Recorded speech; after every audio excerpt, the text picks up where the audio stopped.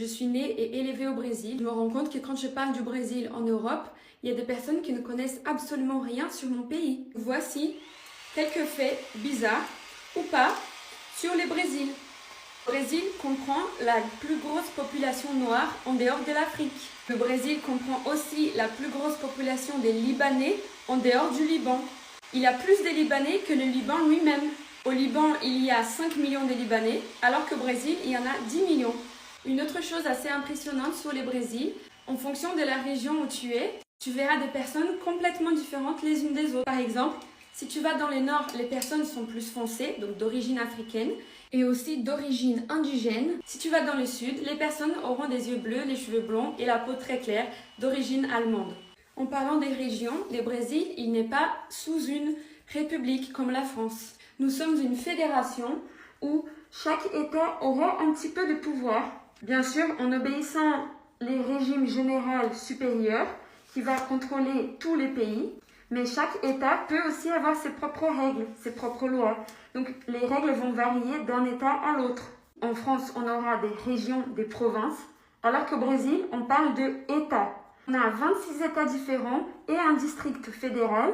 La capitale du Brésil, ce n'est pas Rio, c'est Brasilia. Et Brasilia se retrouve dans le district fédéral. C'est une ville qui a été projetée entièrement dans le but d'être la capitale du Brésil. D'ailleurs, dans l'état d'où je viens, qui s'appelle Espírito Santo, qui veut dire les Saint-Esprits, il y a une ville où il pleut des araignées. C'est hyper bizarre, c'est un phénomène que je ne comprends pas. Si quelqu'un pourrait expliquer l'origine de ce phénomène dans le commentaire, merci. Je ne pourrais pas expliquer pourquoi, mais il pleut des araignées. Le Brésil est tellement grand qu'on pourrait mettre 16 fois la France à l'intérieur du Brésil. On a environ 200 millions d'habitants. Dès toute ma vie en habitant au Brésil, je n'ai jamais été volée ou agressée, alors qu'en France, j'ai été volée et agressée 6 fois. Est-ce que vous savez ce que veut dire les drapeaux brésiliens? Le vert représente nos forêts et notre diversité végétale. Le jaune représente la richesse d'or et des pierres précieuses des mines brésiliennes. Les bleus représentent le ciel, la mer et toutes nos rivières. Les petites étoiles blanches représentent chacun des 27 États brésiliens. La phrase au milieu, Ordem e Progresso, c'est une phrase de Auguste Comte qui se traduit ordre et progrès.